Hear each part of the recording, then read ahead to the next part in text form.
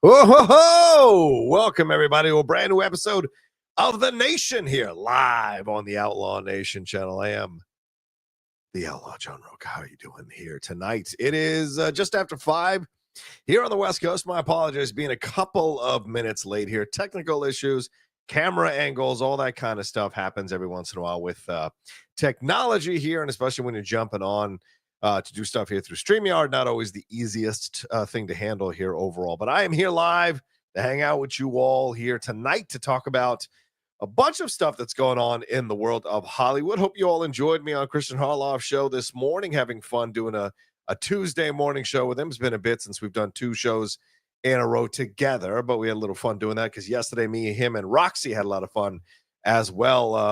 Almost 300 super chats there yesterday, so really good day for all 3 of us. And then today, good stuff as well. A lot of stuff talking about. We're not going to talk about the same stuff here on this show. There's going to be different stuff than we talked about there in the morning because Christian picks the rundown in the morning for that show, and I pick the rundown for my show. It's going to be different stuff we're going to talk about here tonight. And certainly we're going to talk about right off the bat, the first subject we're going to talk about in just a second or just a little bit is the accusations here from Guy Pearce against Kevin Spacey and some of the unsavory things that he felt or that he experienced, he claims to have experienced on the set of 1997's LA Confidential. So we're going to get into all that, and we're going to play Kevin Spacey's response, which he issued on Twitter. So we're going to break down Spacey's response, where he conveniently edits his response and his overall thoughts about Guy Pearce's accusation and his aggressive confrontation of and insinuations of Guy Pearce, which are fascinating to take a look at. We're also going to talk about Brady Corbet's conversation here about going broke or not, or making $0 off of the Brutalist, and what the issue is with that and why that happens to these directors now as we're in the middle of Oscar season and the campaigns that are happening and what they can make money doing and what they can't make money doing and the restrictions of all that. So we're going to talk about all that here on the channel as well. We're going to get into the Tom Hanks situation that caused a MAGA meltdown simply because he reprised his character from a year or 2 ago on Black Jeopardy, and seeing everybody losing the people who call everybody else snowflakes turning into a bunch of snowflakes themselves over a playful joke. Hey, I thought we were in Trump 2.0 term where everybody can make jokes now and we're allowed to make jokes, but apparently the sensitive little ninnies are upset about a Tom Hanks or SNL joke here that happened on Black Jeopardy. So we're going to talk about that, the reactions to all that, maybe even look at some of the pearl clutching reactions over that. We're also going to get into a little bit more of the Marvel updates. Maybe I'll toss you guys a couple of rumors that I'm hearing from some of my sources about Marvel. Also get into some of their comments on what happened with Captain America Brave New World, what they think of the Rotten Tomatoes score, what they think of the post-track score, and what have you, and what they think going forward with Marvel. And also get into a little bit of the Netflix stuff. Certainly some comments being handed down about the Emilia Perez situation and more stuff going on in Netflix as well, including a big move they want to make in the sports world as well. So we're going to get into all of that here on this episode of The Nation. You know, I'm trying to go live. I'm going to try this out for a little bit, see how it feels. Trying to go live a little bit more consistently. Last night we went live with the Captain America Brave New World spoiler review there with me and the Geek Buddies, Vogel and Shannon there, talking about Captain America Brave New World. I think, you know, they certainly didn't like the movie. I liked the movie, but I think we all kind of came to a conclusion on some of the changes we would have made to make the movie better. But overall, I still think it's an enjoyable film. I've seen it twice now. And yeah, it's got its flaws, but it's still one that's fine, good enough to get across the line. You know, they don't all have to be home runs or grand slams. Sometimes a single, a double, or a triple is just as fine to get people on base. And sometimes a quick bunt will get a run home and win the game in the bottom of the 9th inning 2-1. But guess what? You still get the victory. You still get across the line. And it seems like Captain America Brave New World, if it has legs over the next few weeks, is certainly going to do enough to get it across the line as we go into Thunderbolts, Daredevil, Born Again, and Fantastic Four. So much to talk about here on the channel, of course, on the show, rather. And of course, I am open to all your Streamlabs and Superchats. You see the Streamlabs address right above my head. For those of you who may be interested in the Patreon, you see the Patreon address there. We had a wonderful hangout on Sunday night with the Patreon crew there from 5 to 7, talking about everything going on in the world of entertainment and sports and life and all of that. So a great crew over there on the Patreon to hang out with. We're going to try to get that thing going, get that train, the Patreon train going a little bit more. I'm exploring YouTube memberships as well and doing a little bit more on that end. So I'll basically be living in my office is what the plan is here for 2025, recording content and doing stuff for people who are subscribing to the Patreon, subscribing to the memberships there once we get those tiers worked out for people. But yeah, there's opportunities, there's stuff to explore and stuff to do. And of course, I'm always open to suggestions from any of you all who want to send in DMs or send in emails suggesting things I can offer on multiple tiers. It's always fun to be able to find new ways to create content for you all to enjoy here on the Outlaw Nation. Thanks to everybody who's joining me here right off the bat. Really appreciate it. Almost 150 of you hanging out with me live. So thank you so much. Oh, wow. We've got Afiq Altman saying he's tuning in all the way from Malaysia. Thank you, Afiq. Appreciate that. Going global. Sewer Davis says, John, this thumbnail. Bravo. Thank you. Yes, I was proud of that thumbnail as well, so I appreciate that. Tony Mickle says, hey, Rocha, my third time spending an evening with you this week. You got a great show, man.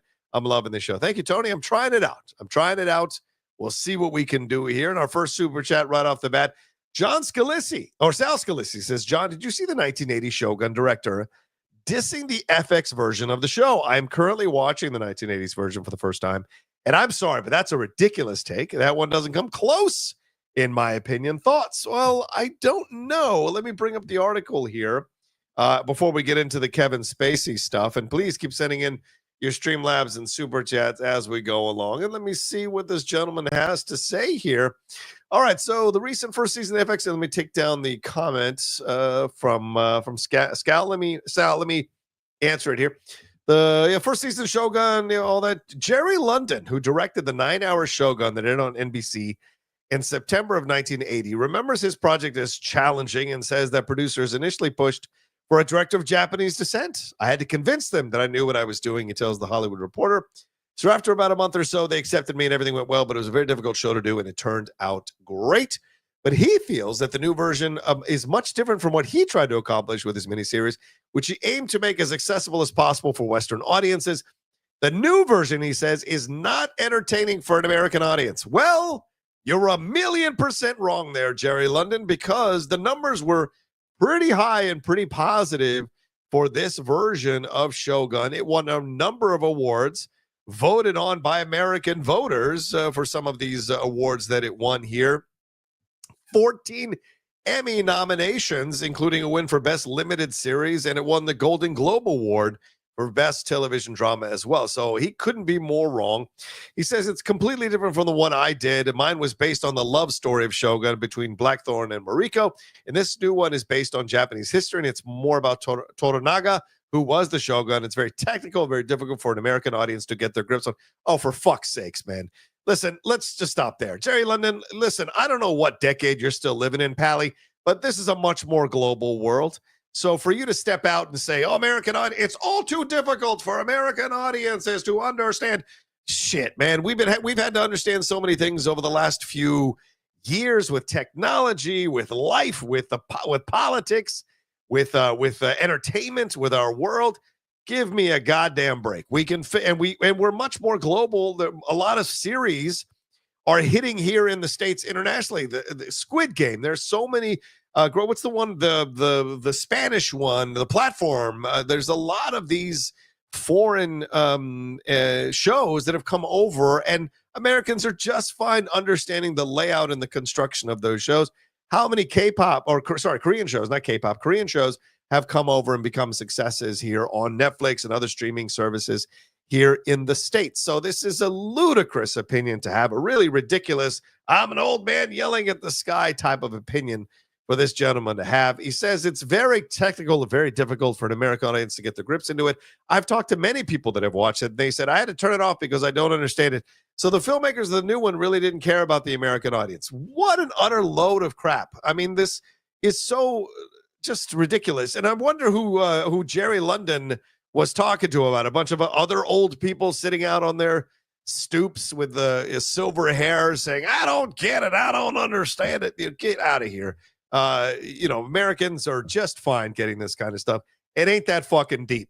You got somebody who's in charge of an entire situation, who is doing political maneuvering in order to save himself because these other lords are coming after him in his position.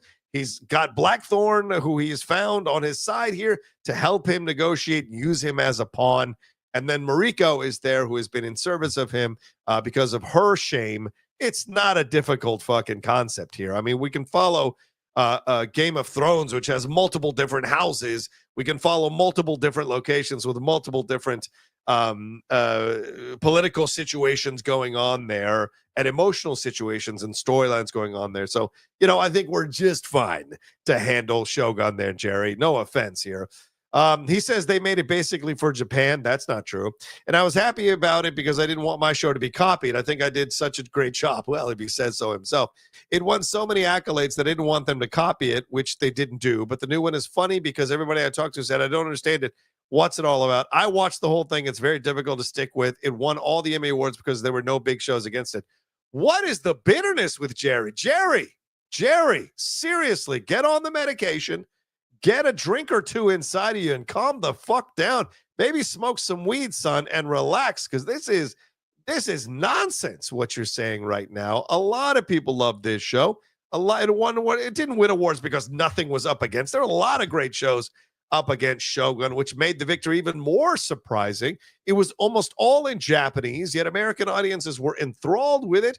I had a lot of great responses. We reviewed every single episode of Shogun on this channel with my Cinephiles co-host Steve Morris, and those went over like gangbusters. People loved our reviews. So this idea that Americans couldn't understand it, I don't know, Jerry. Like, seriously, man, relax, old man. Just like sit this one out.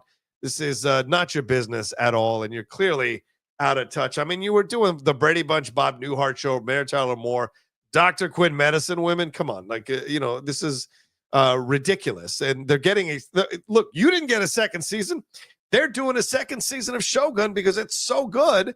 They're going past the original source material to create a whole bunch of new episodes based on the previous source material, but like with no underlying source material for a second season. They're going to use actual historical situations and events to base their second season on. So, I mean, this smacks of jealousy. This smacks of old man jealousy. In my day, this kind of nonsense. So it's just a shame to see that. And he's so off. You should get some younger friends, Jerry.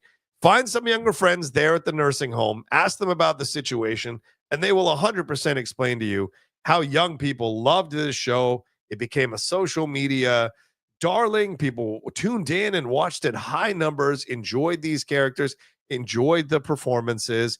It was awarded correctly. So this is just nonsense. Absolutely nonsense. Oh, my God. I hate when they do that stuff because they really out themselves as like people who are completely out of what's happening in the world. And they almost take pride in being out of it. Like, oh, in my day, this or that or that or this. You know what I'm saying? And of course, you made it about the romance, but you also really castrated the Japanese aspects of Shogun in order to elevate the Richard Chamberlain white man side of things. And Jerry London, being a white man, probably was upset that this show didn't have more of a focus on the white man, and it was much more about the Japanese culture and the Japanese life. And listen, Japanese movies have been, and Japanese culture have been making inroads in American society for decades, since Jerry London did that first Shogun film. We now have access to so many amazing Japanese movies and Japanese TV shows, Japanese content. We have Japanese actors who come over. I mean, look at Last Samurai. There was a lot about the Japanese culture at that time. Yes, we have tenuously the white savior in Tom Cruise, but I don't think he saved anything. He more survived everything. And you have that exposure to it, and people followed along just fine. So, Jerry, calm it down, my man. Find a find a bunch of nephews and nieces and old young people to tell you how good this thing is. Yeah, and Nomofomo says it really well. Kurosawa inspired Lucas and Spielberg. Absolutely, absolutely. So this is so ridiculous. These are ridiculous. So thank you, Sal, for hipping me into that. I didn't even put that on the rundown. I didn't even see that. So the fact that he felt the need to say that kind of stuff is just utterly ridiculous. There's so much going on. And yeah, right, exactly. This is a good point. Yeah, Triple R was a massive hit. I agree with that 100%. So there's a lot of stuff that's come over here. So that has been well from other countries and done well. French movies, Russian content. You can go right now on a streaming service and you can watch a bunch of Norwegian detective series, depending on what streaming apps you have. So we are a much more global audience than we used to, and people are much more aware of each other's cultures because there are also so many television shows exploring different countries. And you can go on YouTube right now and you can take a 4-hour walk through Tokyo in 4K HD. You can take a 4-hour walk and familiarize yourself with Tokyo there. So we have so many, we have so much access to things that will explain to us how the world is outside of our houses or apartments, that we might not even have to leave our apartments to get a sample or a taste of what other countries and other cities are like in their cultures and their traditions and their rituals and that things of that nature. So Jerry London, stay out of this, man. This ain't got nothing to do with you, buddy boy. Ain't got a damn thing to do with you. So just so ridiculous. Anyway. All right. So let's move on to the meat of things. And please keep sending in your Streamlabs and Super Chats as we go along. You see it right there above my head. It's pinned in the chats in the description of the video and what have you. So send in your love, send in your support. So many of you are saying to me, or said to me that you want me to go live more often. This is me going live a little bit more often. So send in some love to encourage me to keep doing it. I would appreciate it because I do like doing it. And I do want to be able to keep doing it as we go along in the world of the nation, of the outlaw nation, that is. And so we will see. Jonathan Charleston says, since more of the donations go to you with Streamlabs instead of Super Chats, is there a way to incentivize Streamlabs? Maybe spend more time on Streamlabs? Just a thought. Love you, John. Yeah, 100%. I love that idea, Jonathan. Yes. If you all send in Streamlabs, I will, that I have like these interesting questions, and you send in a good amount, I will absolutely spend more time on your questions and break them down and analyze them for sure. That's a great suggestion, Jonathan. I love that idea. For people who want to send in Streamlabs, you see the address there. But I do think we're coming to the point where I'll just put my my own app up there, like Cash App or whatever, because people do want to send in stuff, but they don't like the Super Chat situation. They don't like the Streamlabs situation. If I put my Venmo link up there, I think people know Venmo. They can do that easily. So that may be the way to go going forward in this situation. We will see as things go along. So, all right. So let's get into our main topic here. And I'm going to bring up the article on this. But first, I'm going to put this gentleman's face on the screen. And that is Guy Pearce. Some of you are familiar with him since 1997's LA Confidential, which was directed by the late, great Curtis Hanson, and that film starred Russell Crowe, Kim Basinger, who won a Best Supporting Actress Oscar, and Kevin Spacey, along with Simon Baker, who became The Mentalist years later. And right now, Guy Pearce is doing a press tour right now to promote The Brutalist. It was nominated for 10 Oscars, I think it is. And so he is doing the press tours. He's done a number of interviews with people. And so he was on the Feinberg Awards Chatter podcast to talk about his experiences making in his career, making the movies that he made.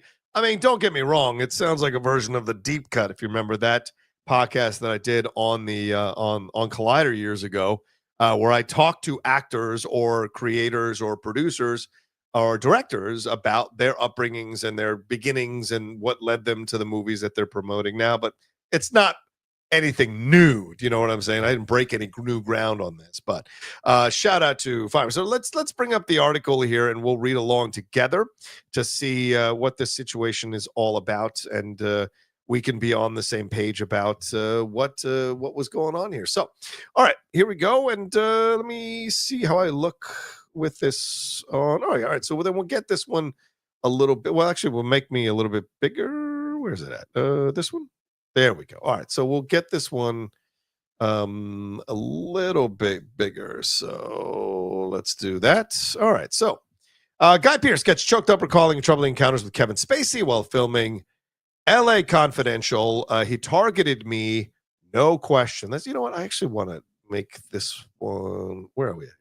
Yeah, let's make this one big. You guys can see me on the side, so I'm fine. All right. So an emotional and reflective Guy Pearce got choked up during a new interview while recalling unpleasant experiences working with Kevin Spacey on Curtis Hansen's classic 1997 film LA Confidential, and the quote wake-up call that left him sobbing in London more than 20 years later when he realized the impact those encounters had on him. Speaking to the Hollywood Reporter's executive awards editor Scott Feinberg on a new episode of his Awards Chatter podcast, Pearce, who is Oscar nominated for his critically acclaimed turn in Brady Corbett's The Brutalist, opens up for the first time at length about Spacey and the tidal wave of sexual misconduct allegations that sidelined the House of Cards actor's career.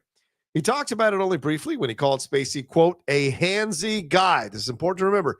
A handsy guy to Australian talk show host Andrew Denton in 2018, though he quickly clarified his comments and said, I quote, I very much understand that it's too sensitive a topic to be brushed off, although I wasn't sexually assaulted or molested. I was made to feel uncomfortable, he said in a follow-up statement. I addressed and handled the situation when it took place, hence my regret at making it public now. So in 2018, clearly he spoke about it, but then pulled it back because he didn't want to open the wounds of it all and deal with the drama and the fallout and the ramifications. So just tried to kind of explain it away a little bit in that response. But in this Awards Chatter podcast, he was much more open, still choosing his words carefully. Pearce noted how he was reluctant to use the word victim, even though I probably was a victim to a degree. I was certainly not a victim by any means to the extent that other people have been to sexual predators. Now, let's take a moment and look at that and be clear about this, right? This idea of having to qualify your victimhood, I hope eventually we come to a place where we kind of remove that. I get that Guy is coming from a place of wanting to respect other people's much more brutal victimization at the hands of predators and what have you, but he's still a victim if he was made to feel uncomfortable by unwanted sexual advances of a person on a set while he was just trying to do his job as a young up-and-coming actor. I think he was 29 or 30 when he made this movie. And you might say, oh, that's not so young. Yes, but it's young for Hollywood. It's new for Hollywood, right? He's coming into a situation here where on a set with a fellow Aussie, Russell Crowe, who he says he's still really good mates with. But, you know, Kevin Spacey was a known name by this point, or getting to be a known name by this point, because I think Usual Suspects had come out or was about to come out. I think it came out in 95, so it had come out. So Spacey was a very well-known name because of the Verbal Kink character. And then you've got other Kim Basinger, who is, of course, a legend in Hollywood by this point. You've got James Cromwell, who's very much well-known in Hollywood at this point as well. So he's coming onto the set as a young actor, trying to prove himself and what have you. He said, that said, Pearce responded to Spacey's alleged advances on the set of LA Confidential by brushing it off and thinking, that's nothing. No, that's nothing. He said, I did that for 5 months. 5 months. If someone is hitting on you and, you know, confronting you, putting you in uncomfortable situations because he's expressing a desire to sleep with you for 5 months, that is a lot. And he said, and really, I was sort of scared of Kevin because he's quite an aggressive man. Well, we've seen Kevin Spacey's responses to stuff. He can be quite an abrasive, aggressive guy. He said, I was sort of scared of Kevin. Okay, he's extremely charming and brilliant at what he does. No doubt. Certainly a very talented actor, Kevin Spacey. Really impressive, etc. He holds a room remarkably, but I was young and susceptible, and he targeted me, no question. This goes on to talk about the background of LA Confidential, mentions that he's still a great mate of mine, is how he describes Russell Crowe. He said, while filming on location in Los Angeles, Pearce was in town with his then wife, Kate. He recalled telling her that the only days I feel safe are the days when Simon Baker is on set, because I'm dumped like a hot potato, and Kevin focuses on Simon because he was 10 times prettier than I am. So you can see how young he is in this photo. He's a good-looking young man. And look at, they're all young. I mean, Spacey looks like kind of an older dude there. But you see that he's a young, up-and-coming guy. Simon Baker, you guys know him for The Mentalist. That's a good-looking dude as well. And he said it wasn't until decades later that Pearce was able to fully process what happened. In October of 2017, at a time when Hollywood was on the verge of being upended amid the Me Too movement, veteran actor Anthony Rapp had come forward, you guys remember this, with claims that Spacey made sexual advances at a party in New York in 1986 when he was 14. Rapp later sued, but Spacey was found not liable. A wave of accusations followed, extending from film sets and production locations to the Old Vic Theater, where Spacey had served as artistic director. So there were multiple accusations of inappropriate behavior from Kevin Spacey throughout these different locations, right? Film sets, production locations, and the Old Vic as well. Pearce said he caught the headlines, quote, "I was in London working on something and I heard the reports and I broke down and sobbed and I couldn't stop. I think it really dawned on me the impact that had occurred and how I sort of brushed it off and how I had either shelved it or blocked it out or whatever. That was a really incredible wake-up call," he explained, his voice breaking with emotion at one point. All right, so let's deal with this. Now, a lot of us are used to seeing these kinds of situations happen between a male predator and a female actress on set. Harvey Weinstein, other male directors that, some actresses have come out and spoken about these male directors. They won't name them, but they've spoken about it, or producers who are accosting them. And this happens.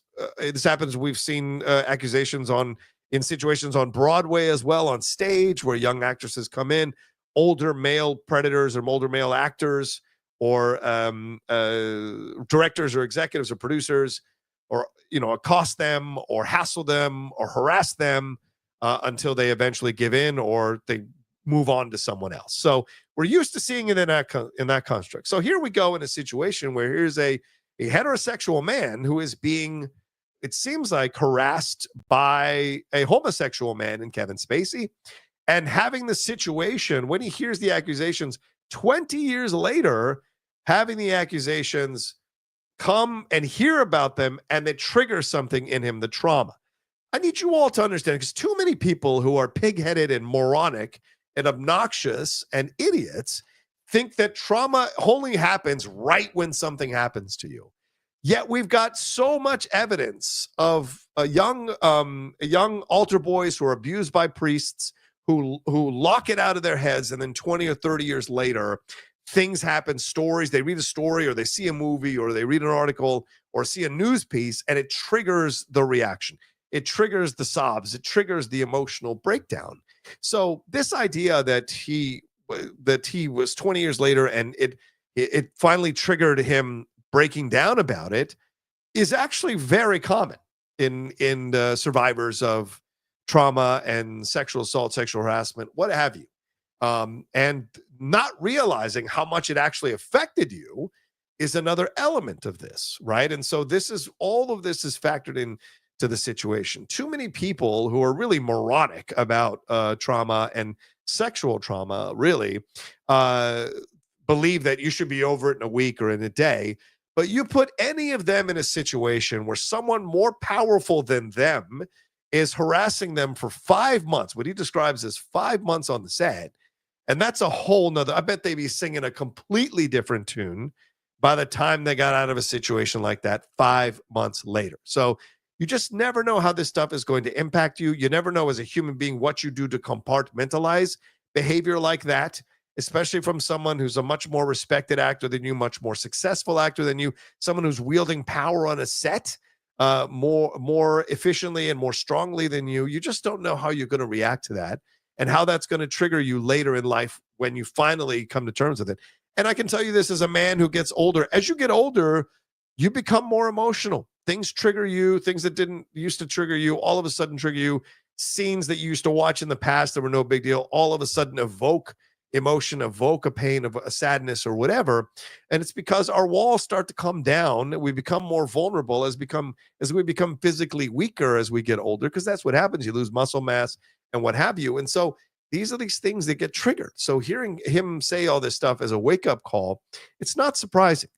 The article goes on to say, though he didn't specify the date or the details of what occurred, Pearce noted that he has since, quote, had a couple of confrontations with Kevin that, quote, got ugly. This is important to remember. He says that he has had a couple of confrontations with Kevin Spacey that have, quote, got ugly. That's what he's essentially implying. So he has confronted Kevin Spacey in the past about the situation, but clearly Kevin Spacey, it seems like you can extrapolate from, quote, it got ugly, that Kevin Spacey has not been willing to own up to his behavior, apologize for his behavior, maybe acknowledge the trauma he caused in Guy Pearce. And I imagine that pugnacious little fool was abusive to him, hence why it became ugly, and maybe even tried to hit on him again. Who knows? Looking back on the talk show reveal, Pearce said he found himself, quote, in the weird position of not wanting to focus on his personal experience with Spacey, and yet, quote, I don't want him to get away with what he gets away with. But he does say now he's implementing a new strategy these days. I just try to be more honest about it now and call it for what it is. Now, Spacey responded. We're going to get to Spacey's response in a second. Spacey has long denied any claims of misconduct, and I certainly am not accusing him of any. These are all alleged. I want to make it very, very clear. These are all alleged. There's a lot of them, but they're all alleged. In addition to being cleared in the rap case, Spacey was acquitted of all 9 charges of sexual assault by a British jury in 2023, bringing an end to a years-long battle that derailed his once illustrious Hollywood career. He had said, I'm humbled by the outcome at the time. And this goes on to talk about more of what happened in that conversation.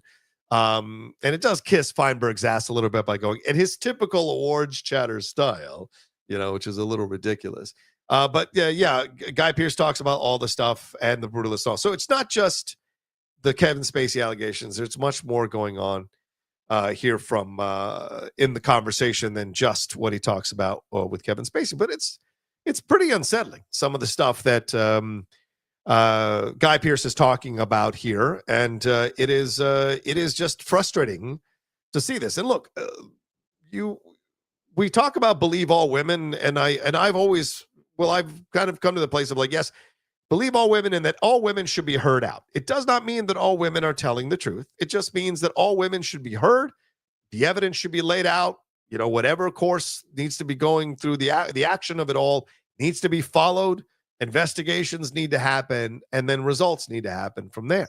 It doesn't mean that those results necessarily will support or defend the accusations, and it doesn't mean that because they don't find evidence or enough evidence, it doesn't mean that it didn't happen.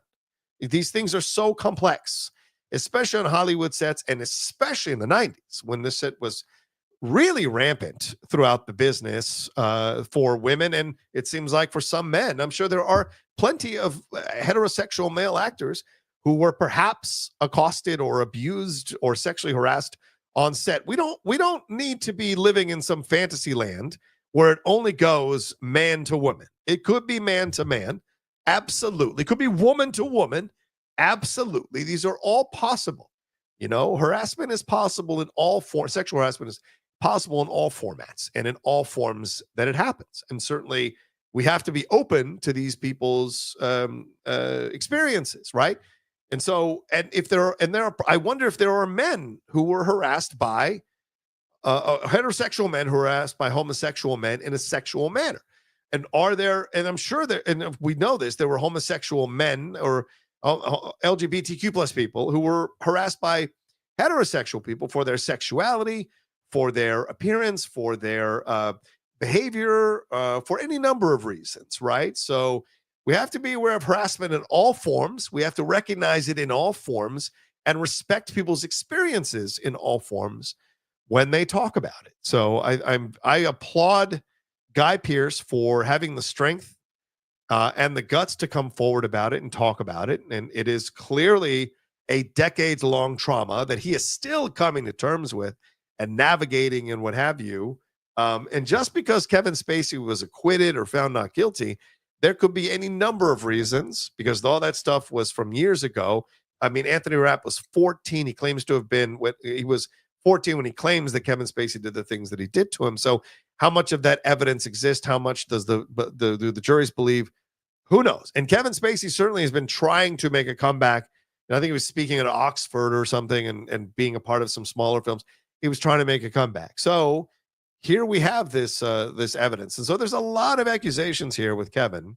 But this Guy Pearce one is the most recent one. So let's look at Guy Pearce's Kevin Spacey's response to this. I want to make sure I bring it up. I had it here. Oh, sorry. Let me bring it up. I have these things queued up, but sometimes I hit the wrong button and they go away. So okay, here we go. And this is from his account, by the way. So I think I can play it since it is not a copyrighted video. It is absolutely Kevin Spacey on his Twitter account talking about this. So let's make it bigger.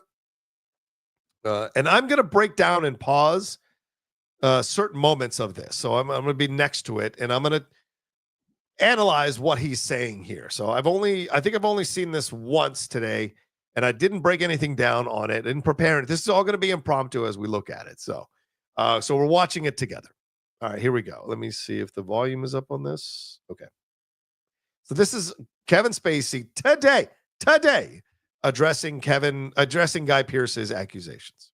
Guy Pearce, I've now read the comments that you made about me, and while I would have preferred not to have to play this out in the media, you obviously have your own reasons for wanting to do exactly that. But okay, so right there, right off the bat, he is already trying to undercut Guy Pearce. He is reading off a script that he's prepared. You catch his eyes looking down. He's reading off a script. I'm sure he did multiple takes of this. He's an actor. And he is saying to Guy Pearce right off the bat, I would have preferred it if we had handled it man to man. Guy Pearce is clear in his conversation with Feinberg on the Awards Chatter podcast that I had confrontations with Kevin about this later, and it got ugly. So he has tried to talk to Kevin about it outside of the media, but it seems that if we believe Guy Pearce's characterization of those interactions, that they were ugly, it seems like Kevin didn't necessarily want to have these conversations. We worked together a long time ago, So there it is. That's also key. And I'm sorry for those who might get irritated by me stopping it, but you need to understand how to analyze these things, right? It was a long time ago. So already he's saying, like, wow, why are you bringing this up, right? It's that undercurrent of like, well, why didn't you say anything back then? It's that kind of, these are these things that predators use to go to devalue accusations from people who come forward years later to call them out on their horrific behavior. I did something then that upset you. You could have reached out to me. See, I did something then. You could have talked to me. It's so easy. I did this for 5 months. What was your problem? We could have had that conversation, but instead you've decided to speak to the press, who are now, of course, coming after me because they would like to know what my response is to the things that you said. You really want to know what my response is? All right. So there we go. That's an aggressive thing, right? Instead of saying, I hear what you're saying.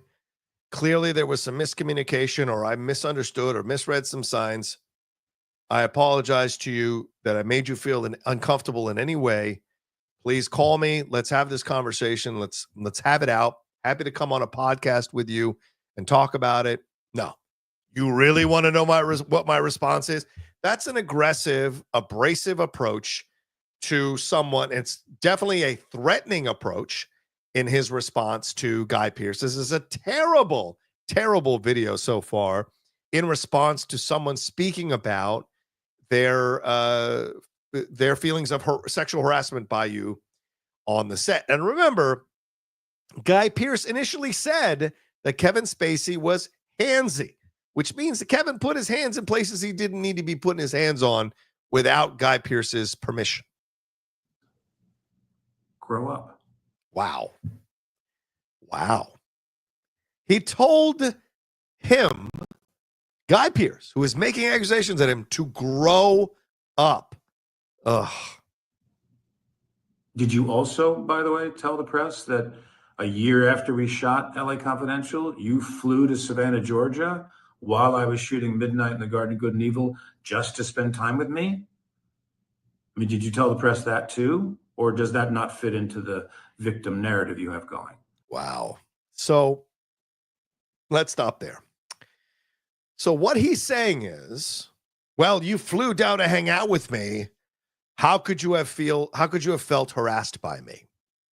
Now, psychologists and psychiatrists who are much more intelligent about this stuff and learned than I am and experienced with handling this stuff than I am will tell you about how sometimes the victims of sexual harassment still stay attached to a degree with the person who did this stuff.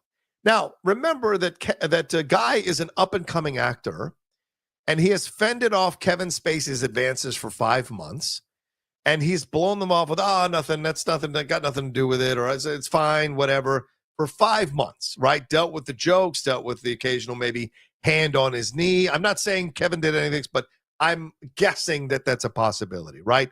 Maybe the hand on the back, maybe a stroke of the butt. Who knows what it was, right? It could have been anything. Touch of the peck. Who knows what it was? A stroke of the face.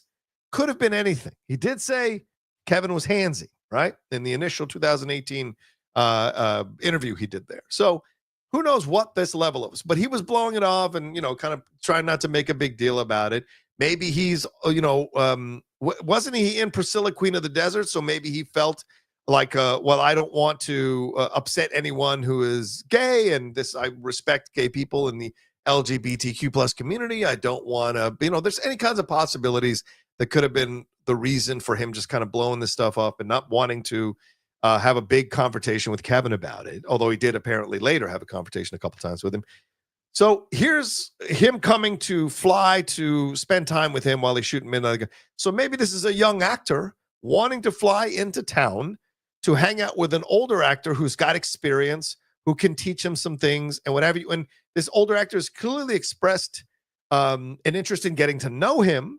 So maybe this was settled and they're like, okay, no interest at all. Fine. Well, come on and see me here, or I'll come see you there. Fine. I think that's totally okay in that way. Just because the trauma happens 20 years later, it doesn't mean the things that you were doing there at that time are somehow invalid and are somehow invalidate rather the feelings of sexual harassment that you finally understand happened to you 20 years later. This is the classic Predator. Why'd you hang out with me if you didn't like me so much? Why did you do this if you didn't think if it was such an issue for you? This is the classic stuff that you see in this kind of a situation. So anyway, I apologize that I didn't get the message that you don't like spending time with me. So, do you see how,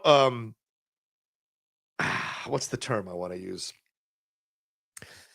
Dismissive Kevin Spacey is with everything here and the body language, right? I apologize that you didn't mind. Like, he is absolutely dismissing and ridiculing Guy Pearce's feelings about this situation and claiming that Guy, in essence, was giving him all the signs by showing up down in New Orleans there for the Midnight in the Garden of Good and Evil shoot.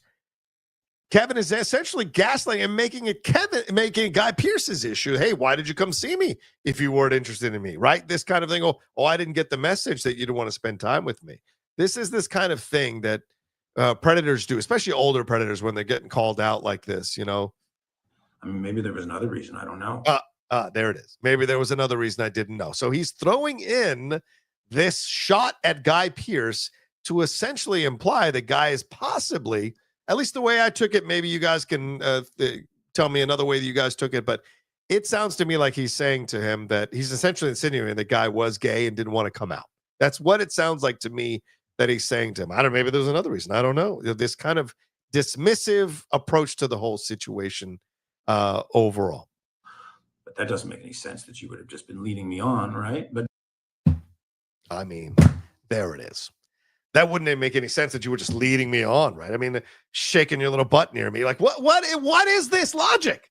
What is this logic? So for him, now he thinks that he's the victim of the situation because he is putting it on Guy Pearce, that Guy Pearce was leading him on, and that now all of a sudden Guy Pearce is claiming that Kevin is the aggressor and the assaulter in the situation. This is madness. Here you are now on a mission some 28 years later, after I've been through hell and back, to do what? Just in time to stop the bad guy? Huh?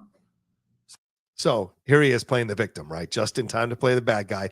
Make sure that make sure in a statement to say this was 28 years ago, which is what a lot of these people who are predators and harassers like to say. Like, it was a long time ago. What are you talking about? That's ridiculous. Is that what's going on here? What took you so long? Oof. Did your horse run out of gas? Did your horse run out of gas? I mean, this is just asshole stuff. Assholery 101. I mean, you want to have a conversation? I'm happy to do so anytime, any place. We can even do it here live on X if you like. I've got nothing to hide.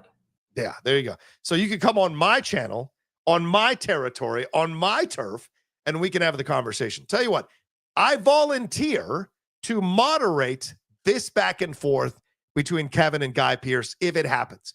I will do it on X. You'll do it on my turf, and I'll moderate this between the two of you if you're going to have this conversation, and we'll see what the fuck is up. Like, honestly, this is ridiculous the way he's approaching this and the comments that he's making, and it's nonsense for him to invite him to come to his Twitter account to have a conversation with him, which he will host and control the questions and narrative and the back and forth on. It's nonsense. But Guy, you need to grow up. You are not a victim. Wow. That is just jaw-droppingly disgusting. Just jaw-droppingly disgusting.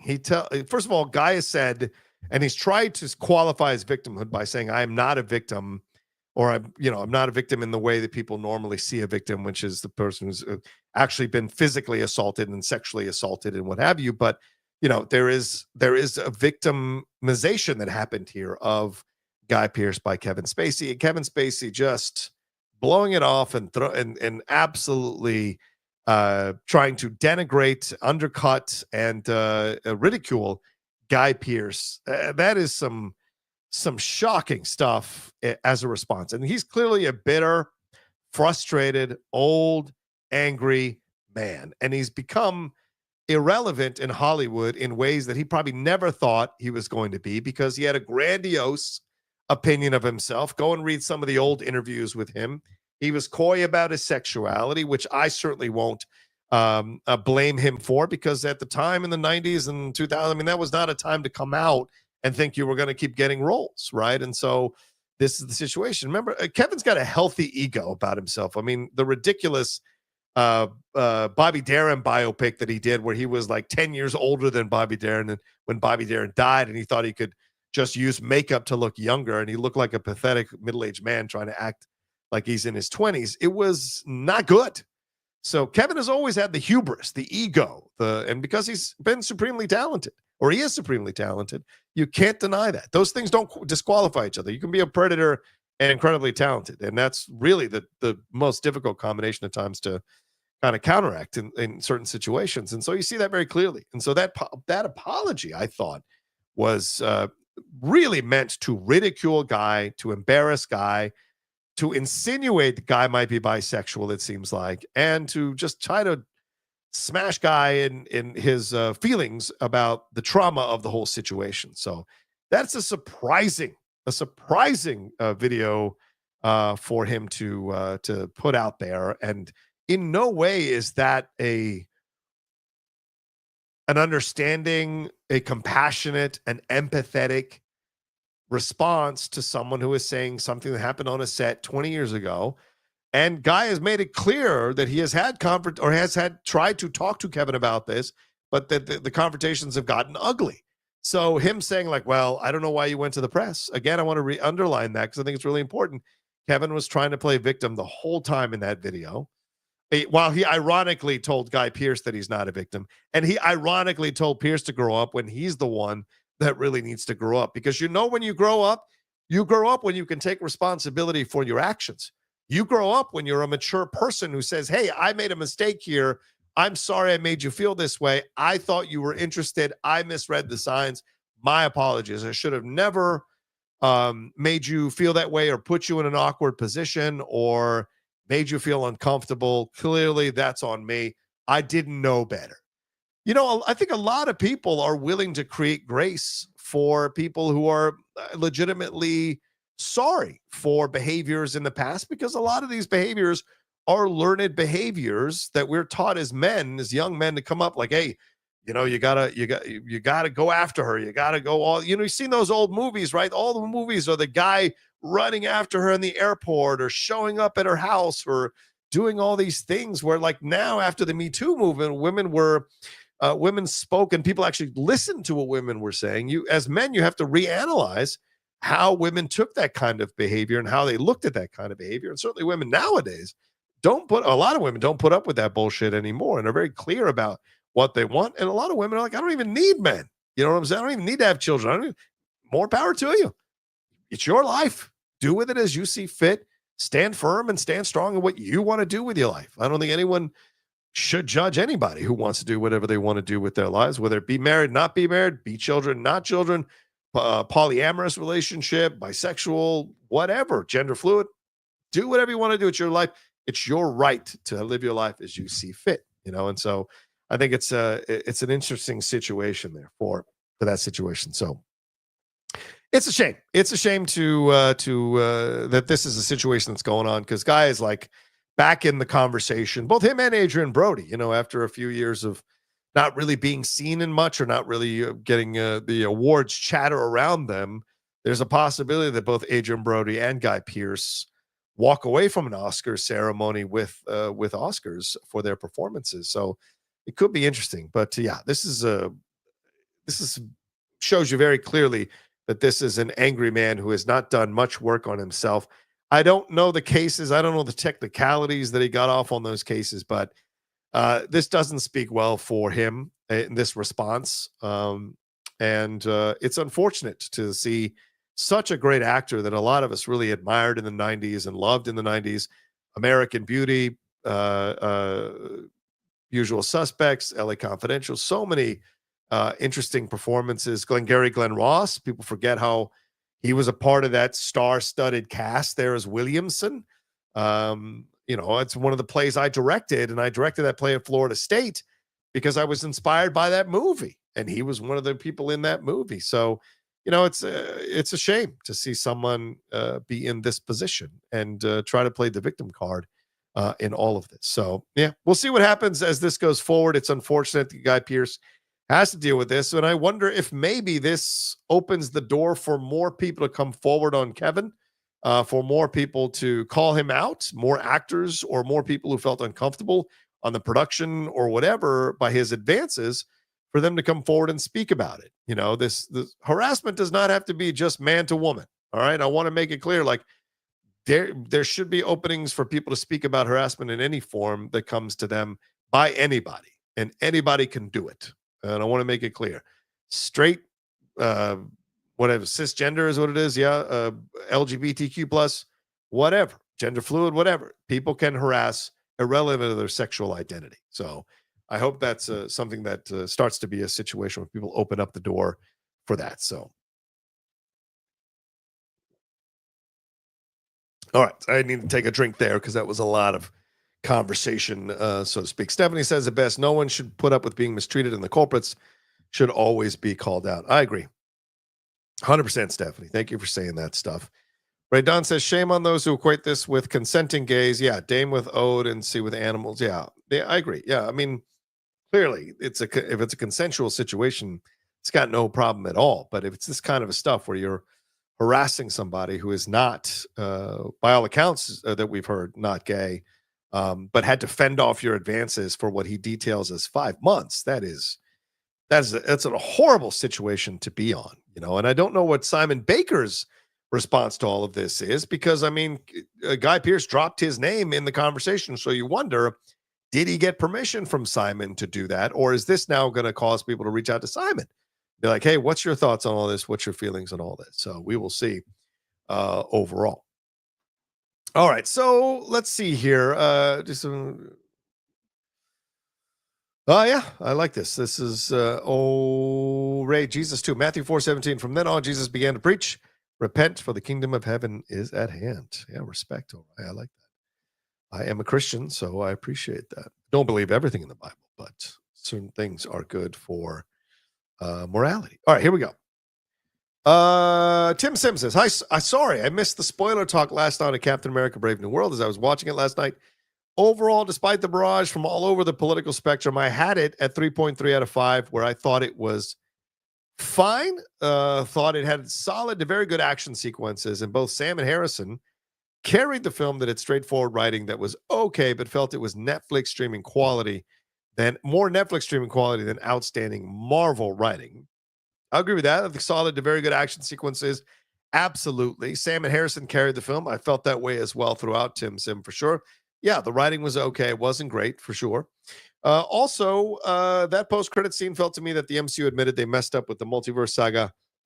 Sorry, and are ready to move on quickly with Doomsday and Secret Wars to get to Fantastic Four and X-Men, which is where the excitement is at, in my opinion. Yeah, probably, and we'll see how much the Russo brothers had to do with that post-credit scene as well, in terms of setting up what they want to do going forward with the MCU in conjunction with Kevin Feige. So, excellent points, Tim, for sure.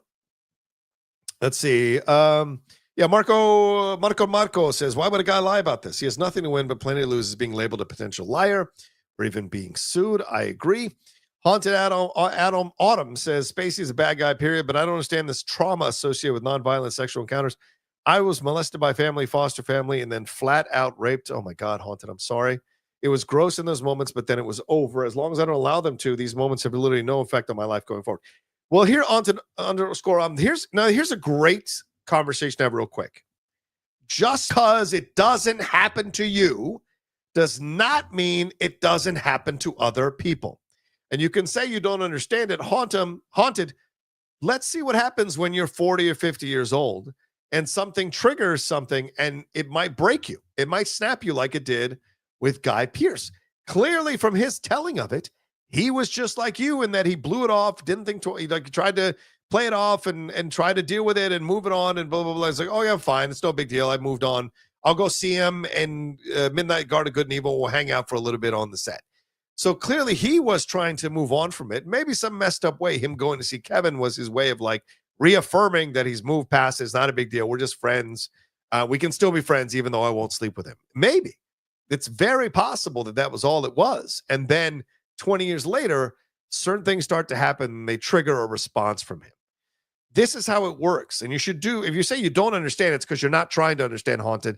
And you should go and read a bunch of books. Go read how psychiatrists and therapists and psychologists have talked about how trauma is triggered years later by things that happen because people have worked so hard to bury those experiences, right? I mean, people survive being kidnapped by predators and held in cages for months or years because they compartmentalize to survive. And when you come out of that situation, it's unlocking all of those compartments, helping someone through therapy climb out of the experiences and the places they went to in their minds to navigate the situation. This is what trauma is all about. And that's why ridiculing it or saying you don't understand or you're not sure about it, I don't think that's the way to go. I am just heartbroken at the things that you experienced, Haunted. That is, no one should experience that. And my heart breaks for you that you did experience those things. But you saying that, like it didn't trigger me or it hasn't caused any problems with me, I just try not to think about it. Doesn't mean that other people don't do that. That other people, or say that other people can't behave the way you do. You've got to create grace and try to understand that every human being is different. Every human being has different emotional triggers. Every human being experiences the world differently. And so you have to create space for people who have things that happen to them and triggers a response from them overall. So like, I love you, brother. I'm sorry you experienced that, but I think you need to work a little harder at creating some empathy to understand people who don't necessarily use the tactics you do and years later have things happen. Because I don't know if that might happen to you, Haunted, down the road. You never know. As I said, we get older, we get a little bit, the walls start to come down a little bit. So is my sound cutting out? Someone say my sound is cutting out. Is it cutting out? I hope not. Crystal W fan says, geez, what a crazy situation. Also sending support so you don't think I'm a hater. LOL. I usually just support Roxy on Christian's show. Crystal, no, that's totally fine. It's great to see you on this show. It's very kind of you to stop by and send in any love. No. It's all fun and games and ball busting. And that's what we do. We're all, we're East Coast people for the most part on that show. Roxy from Roxy from Boston, Kalinowski from Florida, me from Virginia, and I know Winston's from Texas, so maybe not 100. I don't know where Coy is from, but we're mostly all East Coast people, so it's all just ball busting, playful stuff. So please don't take it personal, Crystal, and thank you very much for the kind super chat that you sent in here. And remember, the Streamlabs super chats are open. Streamlabs are open as well. If anybody you want to send in Streamlabs, they take 50% of the super chats, but they don't take any of the Streamlabs. So if you want to send in that way, please feel free to do so. Right above my head there. Logan says, yeah, trauma can appear in a variety of ways too. Maybe you've already processed it maturely, or maybe you've suppressed it so well that you don't notice the weight of it anymore. That's very true, Logan. 100% true, Logan. Yeah. Okay, there we go. Oh yeah, am I so okay? Some people say it sounds fine, some people say it's a little choppy. Yeah, Coy's from Boston, so there you go. East Coast boy. So we're all East Coast ball busters. Yeah, so this is the way it is there. So Crystal, don't sweat it.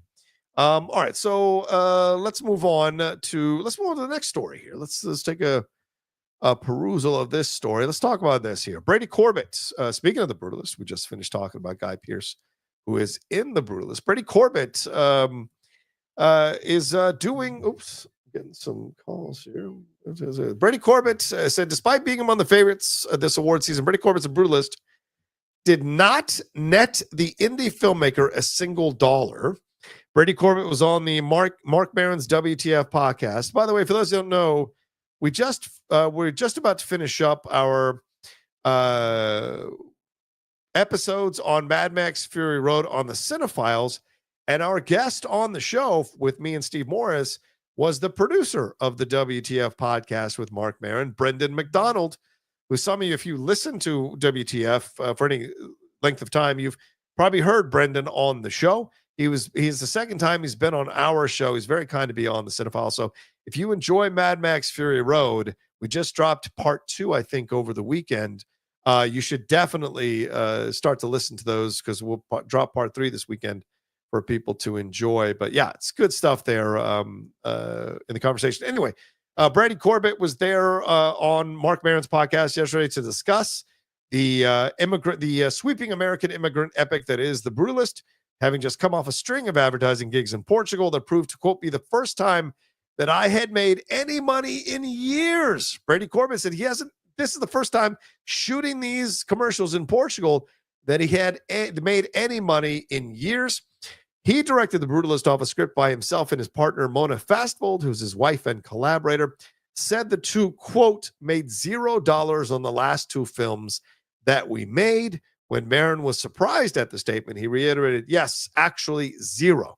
We had to just sort of live off a paycheck from 3 years ago. And Brady Corbet continued to say, I've spoken to many filmmakers that have films that are nominated this year that can't pay their rent. I mean, that's a real thing. And the deadline says that's because Corbett and other directors like him are often tied up in a months-long global press tour promoting their film, which they are not paid to do. If you look at certain films that premiered in Cannes, that was almost a year ago. I mean, our film premiered in September, so I've been doing this for 6 months, and I've had 0 income because I don't have any time to go to work. I can't even take a writing job at the moment. He described the Everything All at Once and the Boundless promotion leading up to the release and in its aftermath during campaign season as a, quote, 6-month interrogation. It's constant travel, but you're also working Saturdays and Sundays. He says, I haven't had a day off since the Christmas break. And he's been doing like 90 interviews last week in a junk-style press run. So this is a fascinating situation to kind of explore and think about when it comes to these directors who make these incredible movies, yet they have to, in essence, live off a paycheck from 3 years ago, him and his wife, right? And so, yeah, you've probably got residuals coming in. But all that stuff is just keeping you afloat. But you're barely paying your rent. You're barely able to make expenses meet. And that is a sad situation overall. So it's terrible that these artists who create these incredible films, we think, and this is the frustrating part of a lot of the narratives that happened over the political season, especially from the right. The left elite, the elites on the left, which is comical considering how many rich billionaires are over there on the right, but like attacking people in Hollywood. Now, there are certain people that certainly, as we've done on the hot mic, deserve a little taken down, a little spanking verbally or figuratively, not literally, for some of their behavior, some of their actions, some of their words, right? But most people, even some of the really good filmmakers out there, are living paycheck to paycheck because the industry is constricting more than ever. The opportunities are less and less. Everyone is going for them. And they're looking for the next thing right afterwards because it sometimes can be a wasteland before you get the next thing. And yes, you've heard about script doctors and people staying alive doing those things. It's all possible, but it can be quite difficult when you're living in that situation. So I'm fascinated that a studio who takes advantage of a director promoting their film for 6 months does not offer some kind of stipend, some kind of per diem, some kind of help in this situation. Because if the film wins awards at the Oscars, and that's really the most prestigious awards event, then that helps the studio be able to attract financiers, be able to attract talent, be able to make money.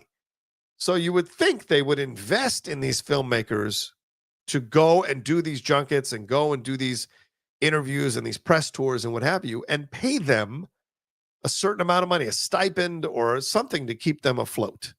And the fact that they don't, to me, was a very shocking part of this story. I had no idea that these directors weren't allowed to work, weren't allowed to take writing jobs because of the time constraints, because they're constantly going from one interview. And you think to yourself, oh, well, it's only a few trades. No. They're going like on small radio. They're going like on all these different shows because the studio publicists have laid out a marketing campaign to sweep the country with these interviews and these back and forths. And you have to be aware that this is part of the game. But I also think these studios need to be much more considerate to their creatives in the situations like this. I mean, if you can pay your executives exorbitant, ridiculous amounts of money for offering a few notes on a few films, it's mind-numbing to me that you don't help the creatives. Not all the directors are going to be doing these press junkets. If you're going to do, you're releasing a film that no one's going to watch or a film that's not going to be in awards contention, maybe you're doing a month of press. That's fine. You can be paid for that month. But like, if you're going to be doing 6 months, like Brady Corbet reveals here, then I think you have to absolutely pay these filmmakers and these creatives to be able to do that for the studio. It helps the studio. So it is shocking to me that they don't do that. I found that to be mind-numbing. So it is ridiculous, and Ben Bamboo says he's helping to promote the movie on his own dime. Yeah, that's ridiculous. This is a studio. The studio is going to reap the benefit of the film winning awards. So the studio should chime in and give and contribute to Brady Corbet and Mona Fastvold so they can go and do these junkets and these interviews with no concern and no worry that they're not going to be able to pay their rent, that they're not going to have a house by the time the junket's over and what have you. Because even leading all the way up to the Oscars, if they win the Oscars, then they're probably going to go on a whole nother press tour celebrating the victory and going on the Today Show and Good Morning America and Deadline and the Hollywood Reporter, Variety, and all. Maybe they'll do another round table. Like there's all kinds of stuff that goes on with that. So I think this is a problem in Hollywood that needs to be resolved. I don't think I don't know what the DGA has agreed to, but I certainly think that should have been a part of their collective bargaining agreement that they signed way ahead of the actors, by the way. Thanks, guys. I think there should be something like that added on so that directors are not in a situation where they're having to pay, be worried about paying their rent because they're out there promoting the film. And they had to promote the film because they want the film to be successful, because it means they can probably work again down the road. And so it's a real tough situation that you find yourself in. I'm sorry to hear that about Brady Corbet, because that should not be the way this goes. Logan says the studio cover flights, hotels, and food during junkets, right? He's not spending his own money for this. He's just avoiding the cost and not making any revenue. He's not making any revenue, Logan. And yeah, that's fine. They pay for the flight, the hotel, the food during the junkets, but they don't pay them any money to do the junkets. So what are you using to pay your rent if you're not making any money off the junkets? So that's the situation. So you can feed me, clothe me, and ship me out. But if I've got no money coming in, how the hell am I going to pay my bills? Because I can't take that plane ticket and put that toward my rent, or the food you provided the junkets. I can't put that toward my rent. So if you're going to ask me to do 6 months, I think it's only fair that you offer some kind of salary or money in the situation. Yeah, Lee brings up an excellent point. Monique was blackballed because she didn't want to do the press run during, I think, for Precious. And that's because she called it out, right? You know, and that's a fair point in that situation. So we will see what the end, but I think it's a shame all around.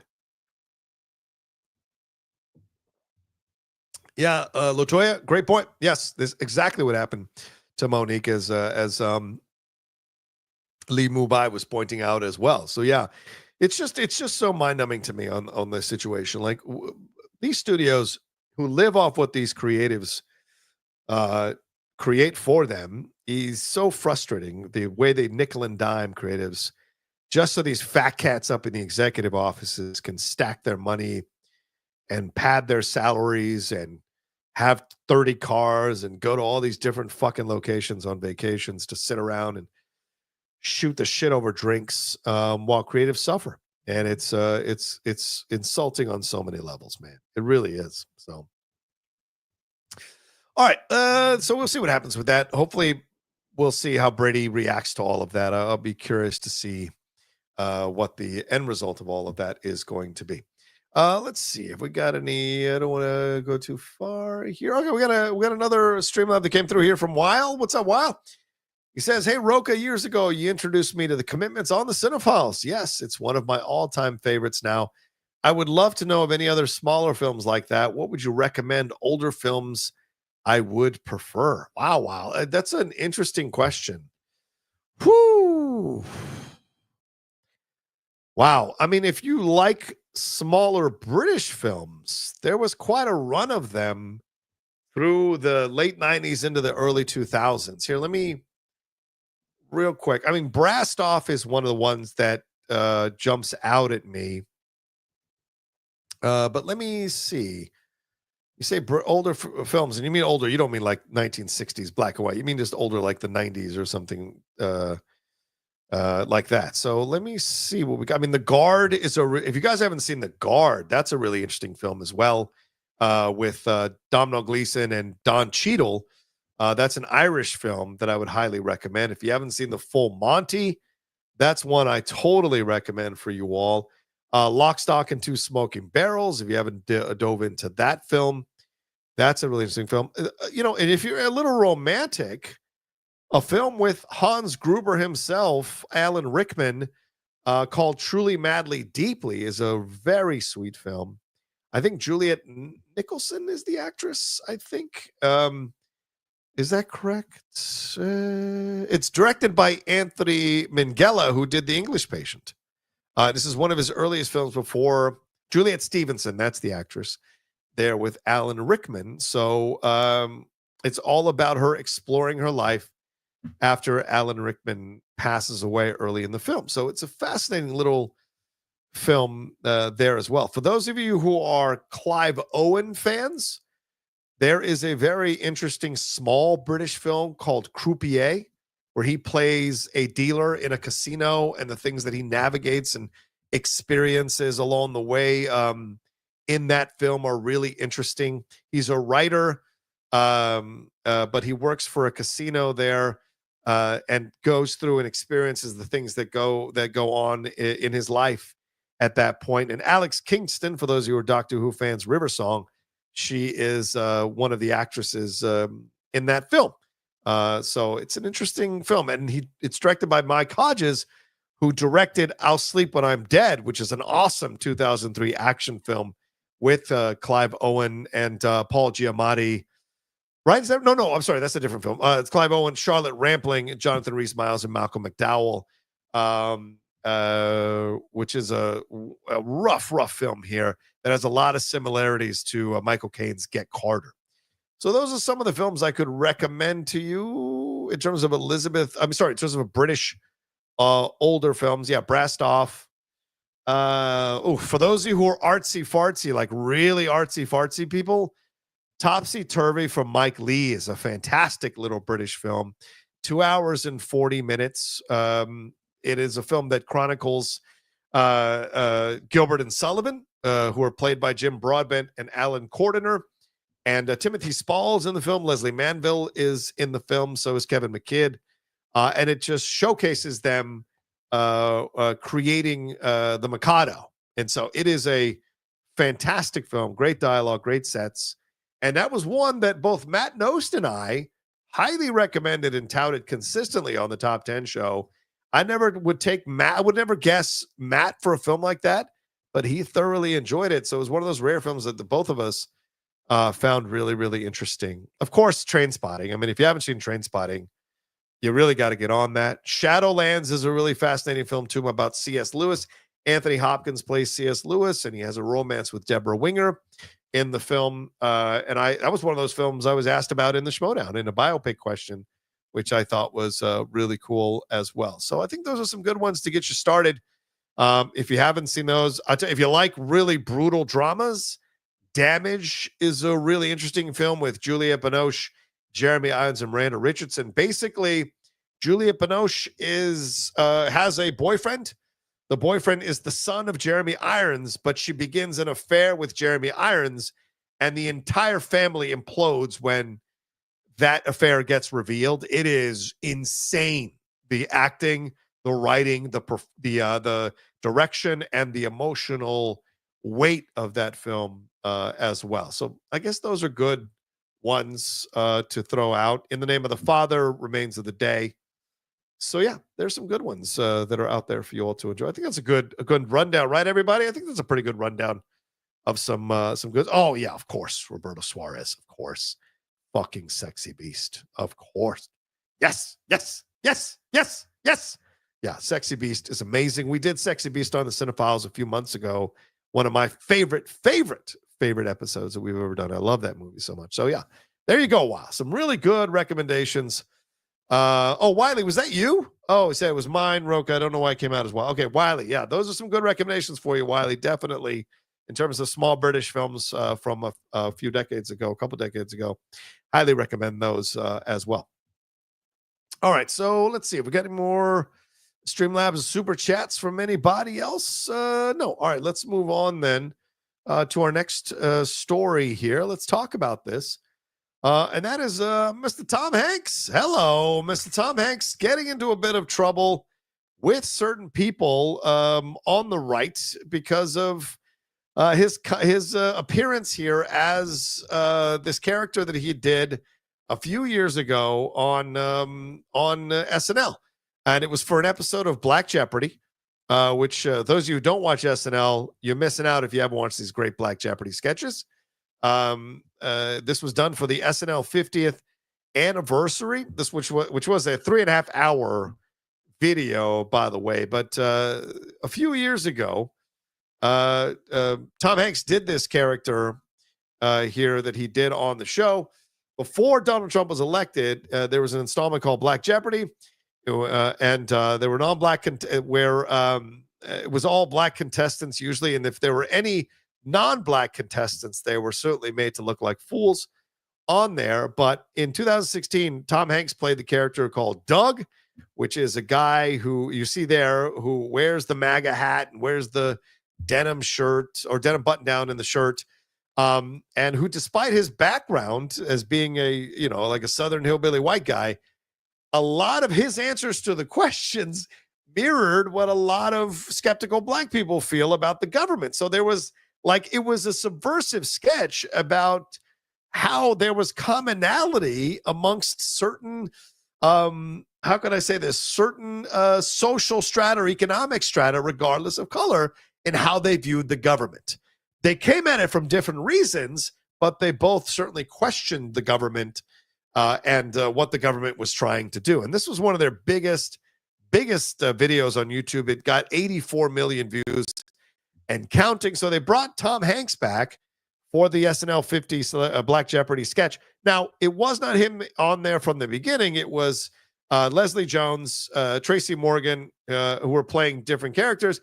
And then Eddie Murphy was on there playing Tracy Morgan. His Tracy Morgan was absolutely spot on, incredible, very funny. But near the end of the sketch, all of a sudden Eddie disappears and Tom Hanks shows up. And I just don't think the setup for it was not that well done. I liked that he showed up. I was like, oh, this is funny. Great. Yes, he's here.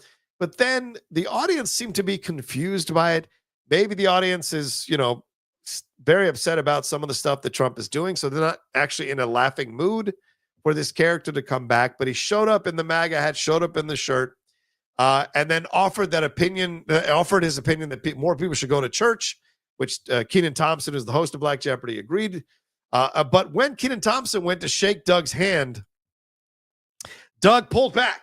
He was like, oh, he was scared of the hand, then eventually shook his hand. But the reaction to the audience, wasn't that strong. So for me, it was a bit of a misfire in terms of the sketch.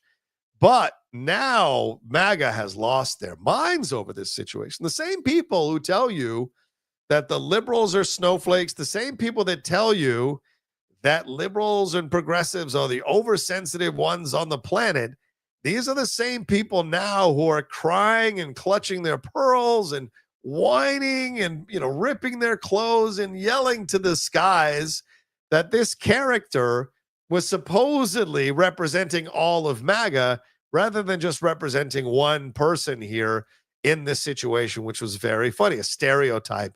It was a stereotype for comedic purposes, not a stereotype to, how can I say this? Not a stereotype to blanket the entire MAGA in this in this judgment, And I thought it was a bit ridiculous to see these people losing their minds.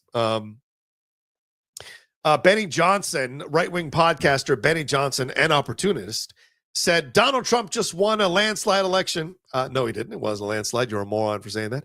And has never been popular with Americans. They have learned nothing. That's what his response was. So you can't even joke. The same people who say to you, let me joke about mentally handicapped people and women and Asians and black people, Latinos. Let me have my jokes. I want to be able to tell my jokes again. All these stand-up comics who, woe is me, I can't tell my racist jokes or sexist jokes anymore. Please bring Trump to me. Now all of a sudden they can't take jokes. What is this? Well, grow up. I hate to use Kevin Spacey's words, but grow up. I mean, that is the most ridiculous thing in the world. All of these people losing their minds. Jeanette Garcia, who is a member of the Avondale, Arizona City Council. Oh boy, I can only imagine being friends with that person. She wore a MAGA hat and basically smeared Tom Hanks and called him a pedophile. She said not all MAGA hat wearing patriots are white. In fact, most racism comes from the elite Democrats. That's not true. You asshole. And the post was quote tweeted by Elon Musk, who, while he's getting access to everyone's information, has time to look on Twitter to retweet stuff. So all of this stuff and people calling him a pet, like, it's so fucking stupid. Like, it's so fucking stupid. It's so beneath us as a country. It's beneath us as a response to a situation like this. I mean, just you're snowflakes. If this triggered you, you're a goddamn snowflake. It really was just a commentary. It was not all of MAGA. It was just a commentary on the commonality of, because he even came in saying we should all go to church. And the black people on the panel agreed, because black people, because there are a consistent number of black people who enjoy going to church. That is a strong part of the black community. So it was still working within that subversiveness which might have helped Trump win the election, is there's a commonality of people who felt that this guy was being attacked by the government, and that they feel a sense of connection with someone who's been attacked by the government in some messed up way. So, in a way, the sketch proved prescient when it happened in 2016. And so to recall it now, it almost seems like a reconfirmation of that possibility. So it just is hilarious that so somebody asked, is Tom Hanks on the Epstein list and all this stuff, and which he's never been linked to. So, it's just a shame, which, by the way, there's plenty of pictures of Trump with Epstein there. So Dom Lucre said, posting, he said he just disrespected every Republican on SNL. You know, it's all this crybaby shit that just gets so ridiculous after a while. You know, I mean, it's just, I don't understand the logic of it all. So, you know, and I think Megan opportunist Megan McCain even chimed in on this. You know, someone who can't stop telling you about her dad all the time because that's the only way she became famous.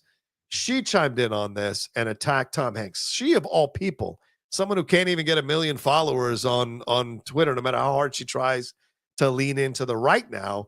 She said, Tom Hanks always wants to pretend he's the likable everyman, but he's as hate mongering of regular Americans as any host on MSNBC.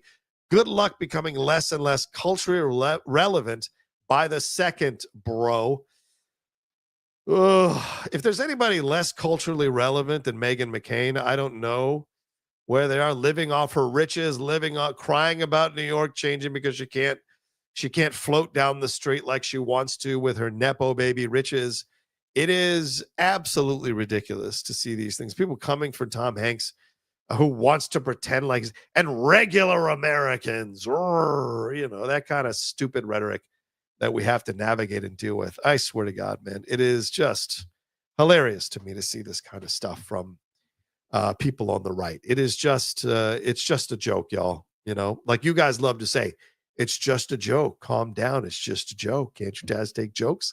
If you can't take the joke, don't deliver any jokes. It's just that simple, you know? So I thought that was just ridiculous. Well, look, JMB, this makes more. They got angry at Homelander. It was a Trump allegory, and that he's respect. That's absolutely valid. Like I understand if MAGA people would be upset about it because they love Trump and they don't want Trump portrayed that way. Totally understand that. I mean, I can get why they might get upset about that, but this wasn't a blanket condemnation of the MAGA movement. I thought that was a little ridiculous. I think if I can find what Sonny Hostin said about it. She kind of clarified it. Yeah, she said, Sonny Hostin said this. I think it's a very subversive sketch. In fact, it's about Black culture being American culture.